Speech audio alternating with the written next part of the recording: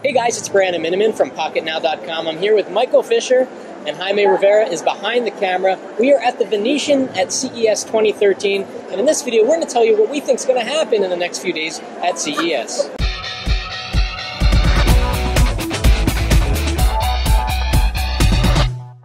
So this year is going to be all about Sony. Sony has yet to make a big inroad in the Android space.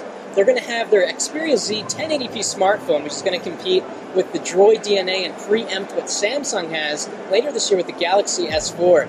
It's all about Sony this year. They use the event here at CES to really announce their big product. It's going to be the Xperia Z. It's going to be awesome. And it's not, the 1080p is not going to be confined to Sony. I think this is going to be the year of 1080p. I don't think it's any big secret.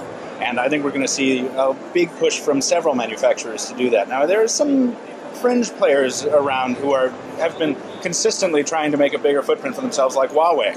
Right. And we're going to see, what is it, the Ascend D1 from the... It's still no name to me. Right, yeah. Maybe this year that'll change and we'll think of them as like a household, let's... Right, depending on what they do in the U.S. market, and that's going to affect how we report on it. But from a worldwide standpoint, we're going to see Android devices from them, as well as new Windows Phone 8 devices that are doing the what became very popular in 2012, which is the colored casings, including cyan and a form of magenta. And it's no doubt going to be very musical. And it's really fascinating to see how tablets have evolved over the years at CES. Just a couple years ago, we were seeing really crappy Android tablets. Now the Nexus 7 is out, which has blown everything away. We might see some new tablets from Asus, maybe something to compete with the Nexus 7 that's not necessarily called a Nexus device. We're going to see a ton of Windows 8 tablets, Windows RT, hopefully some Windows 8 Pro, as manufacturers try to claw onto an operating system that isn't being very well received, but they need a strategy to have tablets, and they're going to use Windows 8 because Android tablets are still fledgling. Is that the right word, fledgling? Yeah, fledgling, yeah. And I feel like those manufacturers who are going to build these Windows tablets can do so with a little bit of confidence, because regardless of the fact that it hasn't been terribly well received so far, we know Microsoft isn't going to let it go. Yeah. Microsoft is going to push this as hard as they possibly can. It's a matter of survival for Microsoft. Exactly. And they're going to put all their resources behind it, like they're doing with Windows Phone. Mm-hmm. But so we're going to see a lot of them, and some of them are going to be poor, and some of them are going to be great. But we won't find out until tomorrow and the next day. Yes, that's right. So one of our biggest concerns is with HTC. And with Nokia. HTC doesn't have any press events at CES. They don't have a really big stand, and they're really kind of playing it down low. They're going to probably be promoting the Butterfly, the DNA, and really that's it. They've got the M7 coming out later this year, which they're going to wait to do a full press event for, because that's going to be a really big deal for the company. Last year it was all about... What was last year about? One X.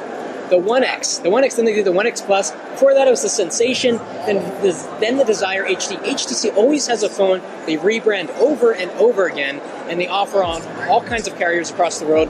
This year, it's going to be about the M7, which is basically a DNA souped up a lot. Maybe, yeah, we'll see, right? I mean, I don't know exactly. I have this issue with HTC where I want to have so much faith in them that I want them to learn from their past mistakes. I don't want them to do it 2011 again, right? But they keep going. We'll see. Making them mistakes. You're right. We will see. And we're going to talk about this a little bit more on Wednesday after we know a little bit more, I think, on the podcast as well. But also, Nokia is in basically the same boat. They're not doing much, if anything, here at CES. And I think this speaks to kind of the diminishing role of CES overall going forward. And it's kind of very, very odd when these manufacturers want to do their own event so they can frame it properly, they can tell their own story without, opera.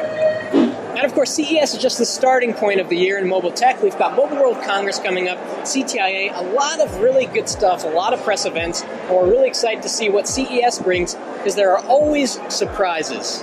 That there are. And if you don't want to miss any of those surprises, you should follow us on Twitter. Pocket Now tweets to make sure you get all of your CES news in a timely fashion. I am at Captain Two Phones. Brandon is at Brandon Miniman. Jaime behind the camera is at Jaime_Rivera. And, of course, make sure you subscribe to our YouTube channel, where you'll see the videos a little bit sooner than you'll see it on Pocket Now and on the Pocket Now Twitter account. And as usual, follow us on Facebook and Google+. We'll have a podcast of the Pocket Now Weekly coming up on Wednesday, and a lot more coming up from CES in the days leading up to that. Thanks for watching.